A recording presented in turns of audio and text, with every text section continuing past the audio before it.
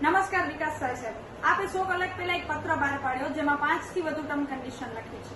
હું મારા જિલ્લા કચ્છની વાત કરું છું, જે સરહદી પણ છે અને અંતરિયાળ પણ છે।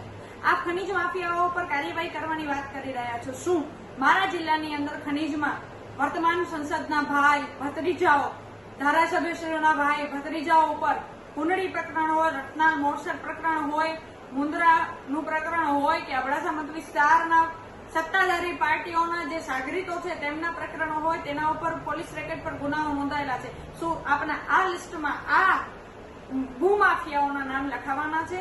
આપે દારૂ પર અને જુગાર પર વારંવાર કેસો નોંધાયેલા હોય તેવા ગુનાહિત પ્રવૃત્તિમાં સંકળાયેલા લોકો ઉપર કાર્યવાહી કરવાના છે તેવું લખ્યું છે। શું દારૂ વેચાય છે? ગાંધીના ગુજરાતમાં દારૂ પ્રતિબંધ છે, પણ શરમજનક બાબત એ છે કે રિપોર્ટ પ્રમાણે કચ્છ ચોથા નંબરે દારૂ વેચે છે અને દારૂ અહીં પ્રવેશે છે તેવા ઉપર ગુનાઓ નોંધાય પણ વધુ પ્રમાણમાં છે તેવી એક માહિતી પ્રસિદ્ધ થઈ હતી। આ દારૂના બુટલેગરોનો કેસો વધારવાની બાબત પાછળ કોનો હાથ છે? આ દારૂ ક્યાંથી આવે છે? કોણ લઈ આવે છે? એની સામે કાર્યવાહી કરવાના છો કે માત્ર ને માત્ર બુટલેગરો સામે આ કાર્યવાહી થશે? તમે પછી લખ્યું છે કે મહિલા સલામતી અને જે પણ સુરક્ષાની વાત છે, તો મહિલાઓ ઉપર કચ્છ જિલ્લાની અંદર છેલ્લા 2 મહિનાથી સમય દરમિયાન 5 થી વધુ બળાત્કાર અને કેસો નોંધાયા છે અને સૌથી કચ્છ માટે શરમજનક ઘટના ગણી શકાય એવું નલિયા કાંડ। આનામાં પણ વિધાનસભામાં ક્લીન ચીટ મેળવીને સત્તાધારી પાર્ટીના નજીકના મળતિયાઓને ગુનામાંથી માફ કરવામાં આવે છે। આ લોકો સામે તમે કાર્યવાહી કરવાના છો કે આ લોકોનું લિસ્ટમાં નામ હશે?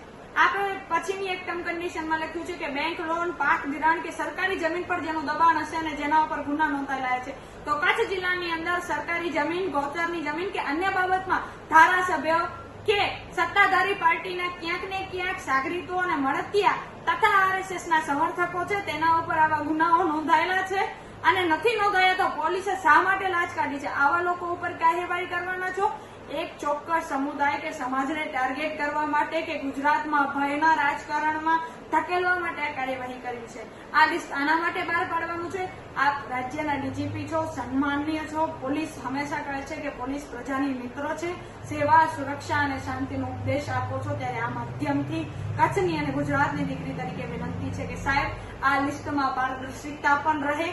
પોલીસે કોઈ ગુનેગારને ઉપાડવો હોય તો એને કોઈ કલમ, નિયમ કે કશાયની જરૂર નથી। પોલીસની નજરે કે મારી નજરે કે ગુજરાતના અન્ય નાગરિકની નજરે આરોપી છે, ગુનેગાર જ છે। આના માટે પોલીસે ક્યાં સત્તાવાર પ્રેસ કરવાની જરૂર પડી, ક્યાં દેખાડવાની જરૂર પડી કે અમે આવા લોકોનું લિસ્ટ બનાવશું અને એને પકડશું ને પછી એના પર કાર્યવાહી કરવી?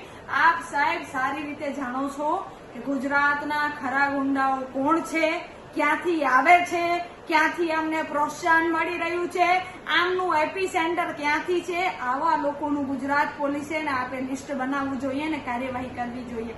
આવી કાર્યવાહી પારદર્શિતા લિસ્ટ બહાર પાડીને કરશો તો સમજીશ કે ગુજરાત પોલીસની કામગીરી સરાહનીય છે। જય જય ગરવી ગુજરાત।